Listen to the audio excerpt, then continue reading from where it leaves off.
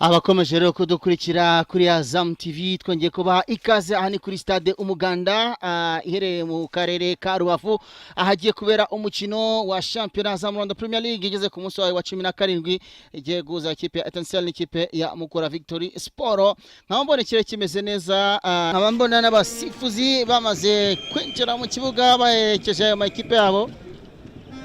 Ruzindana Soro uzakuba umusifuzi wa kane awe yari kumwe nabo na Kambale Salita Papi ukomeje kwishyushya umusore kapitani w'ikipe ya Etincelle mu bakinnyi beza iki gihugu gifite abataka beza ariko yanatwaye igihembo Museke Player of the Month Award we washe kucyekana nawe yaracyekanye. Abo ni Ali Genda Suza bagenzi be ba Etincelle ababwira ati fair play dukina umukino ariko tugiremo na fair play.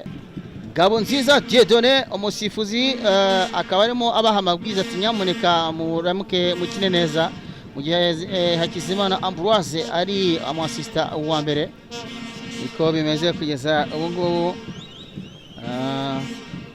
niwe uza kuba ari assistant wa mbere.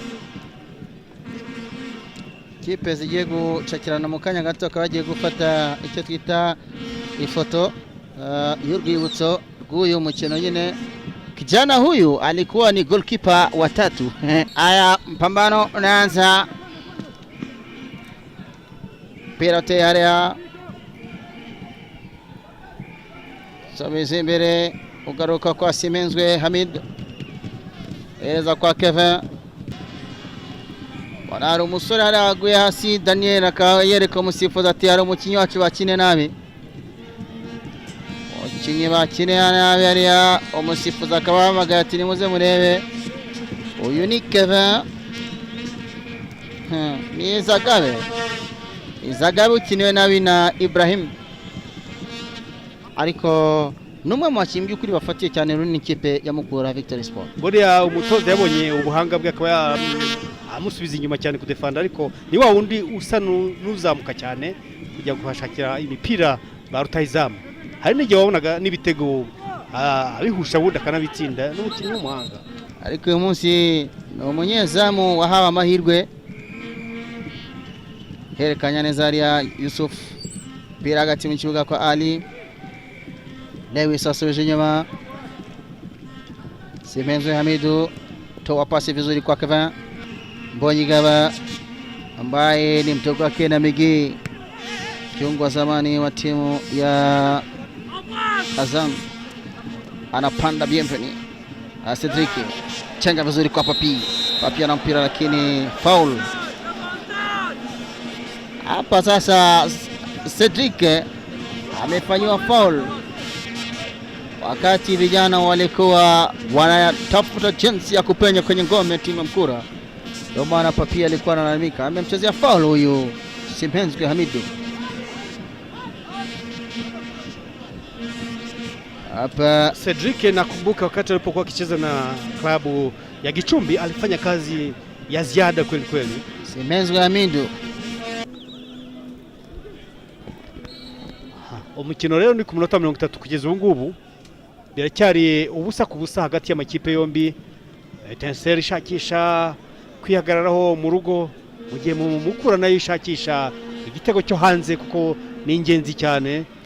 Kuko mwibuke ko Mukura yatsinzwe ubushize igitego kimwe ihuye ikabishakisha byibuze intsinzi hanze n'umutoza wabo mushyashya Minaete. Ibitego byinshi byabonetse hagati y'ama ekipe hari muri 87 stade Huye hari muri championnat ibitego 5 kubusa.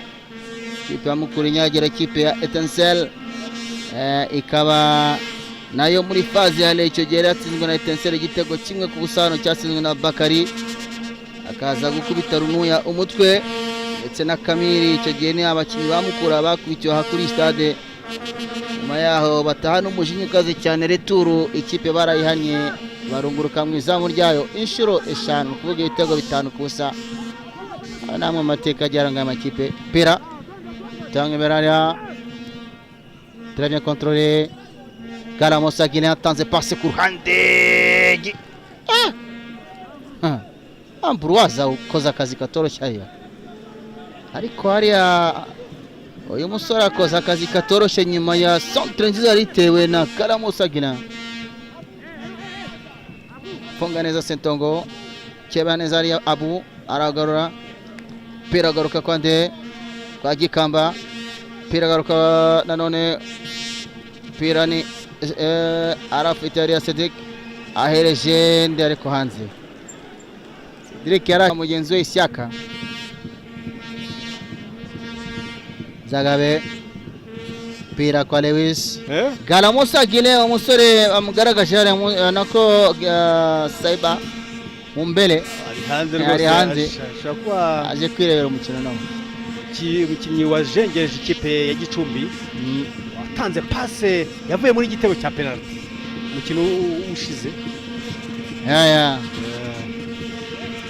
na bari hano n'umupira nazo n'abakinnyi na sportive nabo nijo urabona ko shakwa ari ikipe y'inangaha. Ibyo ni inkumi zanga rega zirawukina basaza baba barawukina nabo bakavuga ati tugomba kuconga. Niyonsenga Ibrahim, Niyonsenga arakebye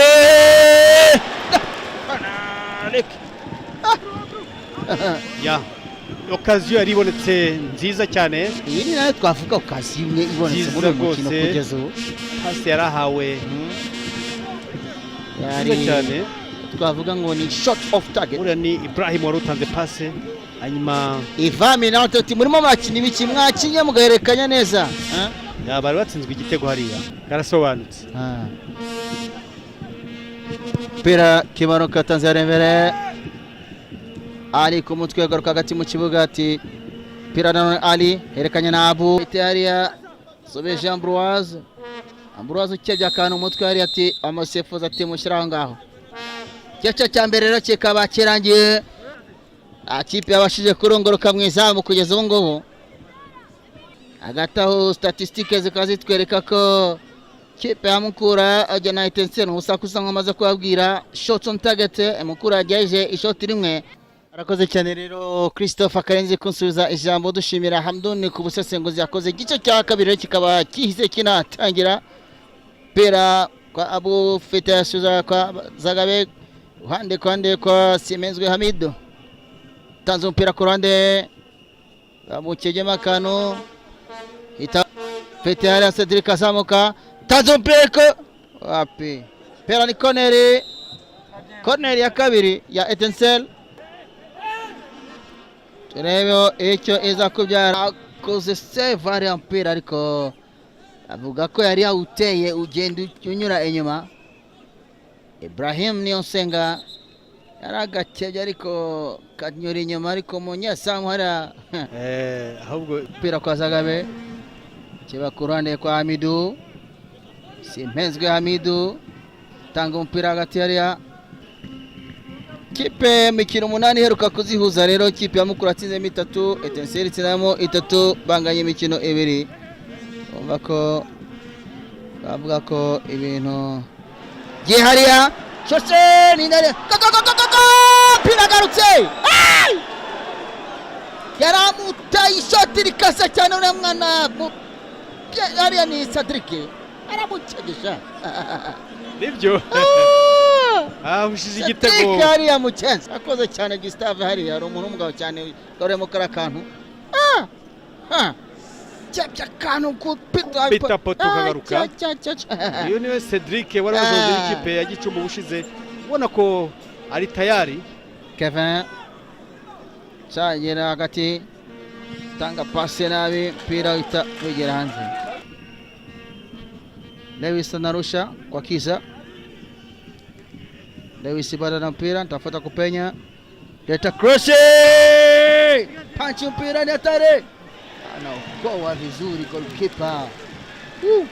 Ya, huyo ni mchezaji goalkeeper Dominic ambaye amefanya kazi ya ziada kupangua, lakini baada ya kazi kubwa iliyokuwa imefanywa na Mukura, Christopher amejaribu kuruka lakini wapi, goalkeeper alikuwa anao akishirikiana na mwenzake Galamusa. Kawaida unajua ni goalkeeper wa pili.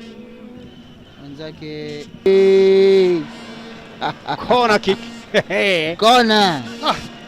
Kona chungu nzima hapa 3 4 5 6 kwambia hapa lakini amecheza vizuri beki huyu Semenzwa Hamidu. Mechi ni vuta ni kuvute. Abana abafana baje kureba uyu mukino batandukanye.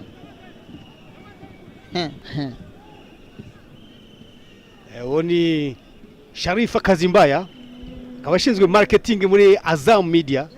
Olivier wambaye amarineti, perezida w'ikipe, na Fidel akaba ari SG.